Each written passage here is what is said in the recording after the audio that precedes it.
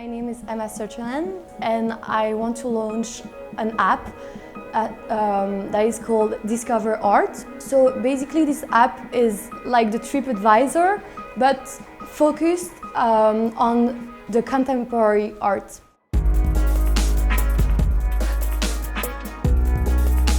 So basically I'm an art lover since always, and so whenever I will travel with my family, I was the one in charge for planning our cultural journey. For me, it was really usual to spend hours on the internet going through various websites to find the best art galleries, the best shows in both museums and then also sometimes action houses, as well as the street art.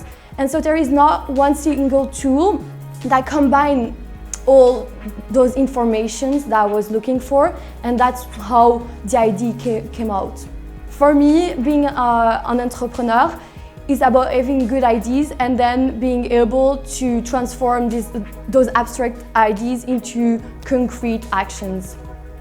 I will recommend the Start Lab to any student that is motivated and dedicated enough, because otherwise it will just be a loss of your time, because you need to work really hard to be able to have a great final pitch.